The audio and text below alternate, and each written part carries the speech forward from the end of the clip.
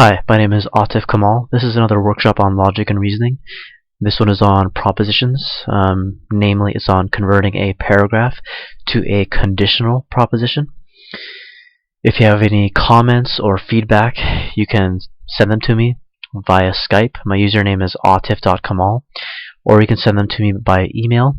My email address is projectsoptimization@gmail.com. I'll tell you a couple of benefits that come with reducing a paragraph to a conditional proposition.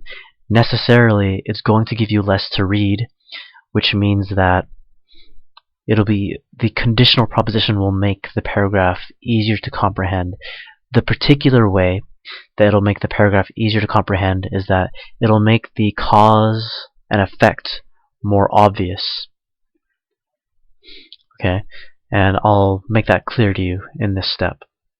First, I'm going to read this paragraph, which I got from the article Youngest American Woman Billionaire with In-N-Out.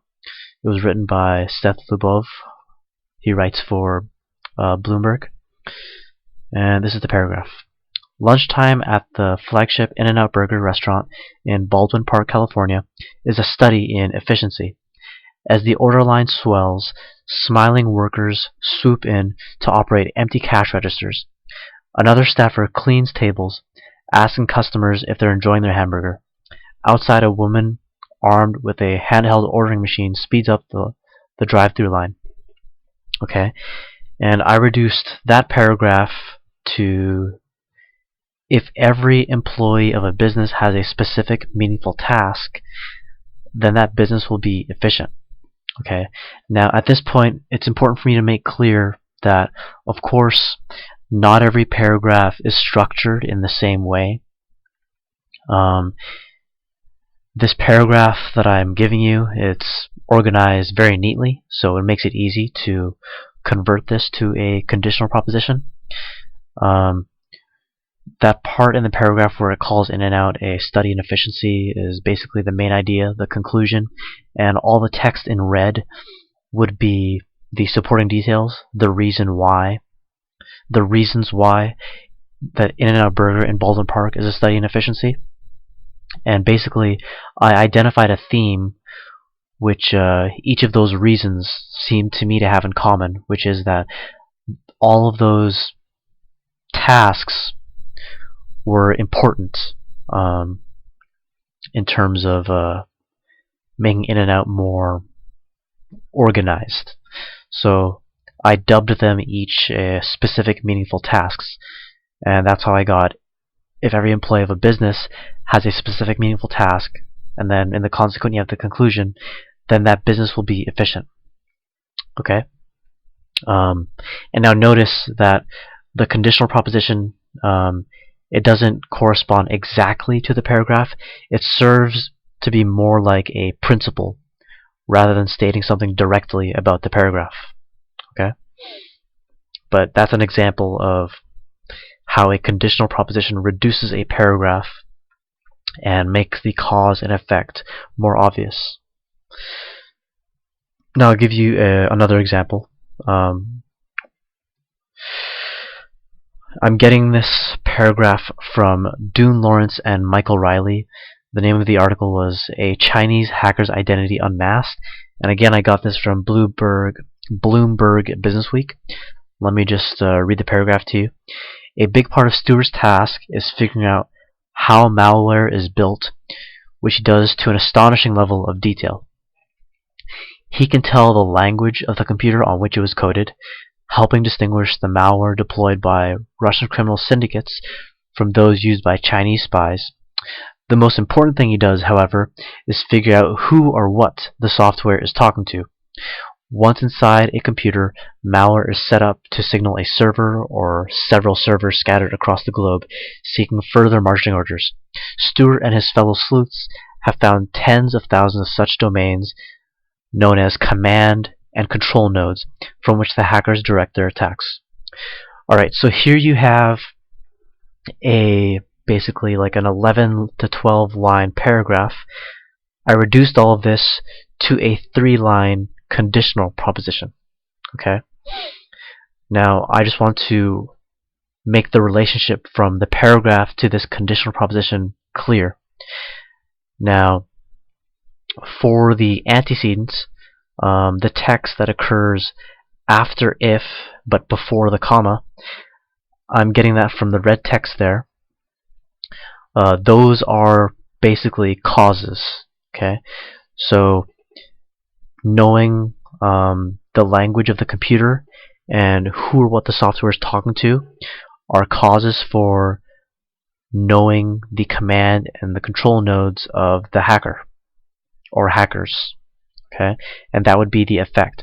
So in this case, I'm not using the main idea and supporting details, but I'm using the causes or the reasons and the effect.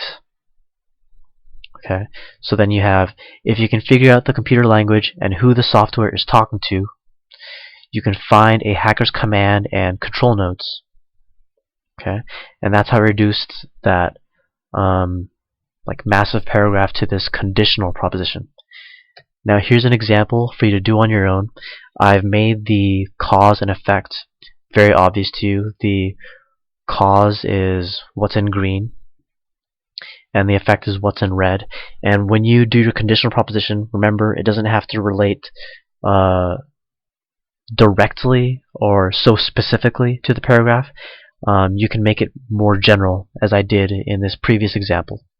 I didn't say that Stuart does this. I just said if anybody does this, figures out the computer language and who the software is talking to, then that person can find a hacker's command and control nodes.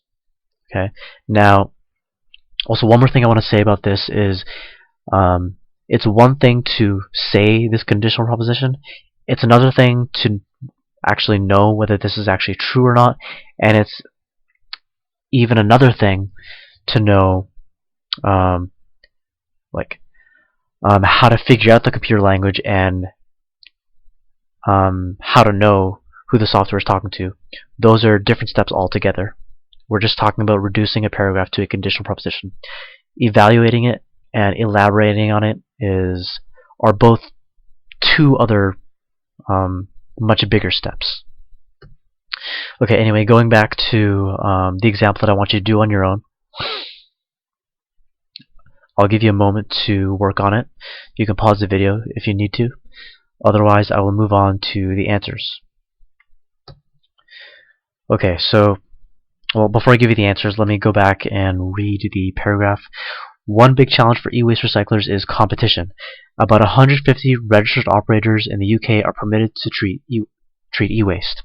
One of them, Envirocom, hopes that fixing some of the 60,000 tons of junk it handles per year might give it an advantage. So in addition to recycling, it's also repairing broken washers, TVs, and refrigerators and then reselling them. And I got that from Siobhan Kreis, who wrote the article Old is New, Fixing E-Waste Instead of Scrapping It, who also writes for Bloomberg Businessweek. I reduced this 8-line paragraph to 2 to 3 line conditional propositions. Now I have two choices for you here. First, you have, if an e-waste recycler fixes e-waste and resells it, they may be able to compete with other e-waste recyclers. I want to explain my rationale behind how I got this conditional proposition. Now, it says in the paragraph that if Envirocom fixes junk or e-waste, that might give it an advantage. And if it gives it an advantage, then that means they would have less competition. And so if they have less competition, they have a better chance of competing with e-waste recyclers. So also notice that for the effects, for the consequent, I said they may. I didn't say they will, because I'm trying to retain the modality that was in the paragraph, which said that if they fix 60,000 tons of junk, they might get an advantage. Okay. And now the second option was, if an e-waste recycler neither fixes e-waste nor resells it, competition will be a big challenge. Okay, so if they don't do what might give them an advantage, then they will be no further than where they are now, which means they'll still have a big challenge in terms of competition with e-waste recyclers. And that's why I get, for the consequent, competition will be a big challenge for them. Okay, and that's how I reduced that paragraph to either of those conditional propositions.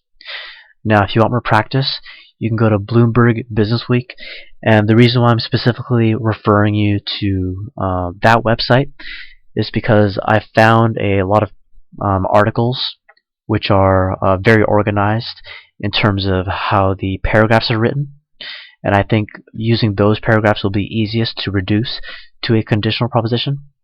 So you'll go there, you'll find an article, you'll find a paragraph in which you can find like the main idea, the conclusion, and the supporting details or the reasons.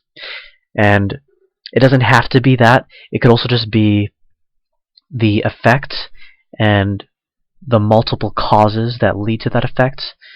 And often you're not going to necessarily find just one cause that leads to an effect. So that's why I say the multiple causes. You'll probably see multiple causes in the paragraph that you choose that leads to a particular effect.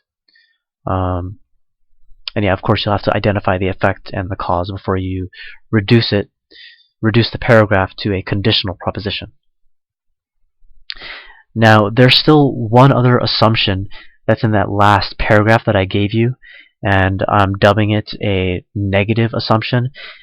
In particular, the negative assumption is about what other e-waste recyclers are not doing. Okay? What is it that they're not doing? What is implied in this paragraph that those e-waste recyclers are not doing? I'll go into that in greater detail in the next workshop. Alright, thank you.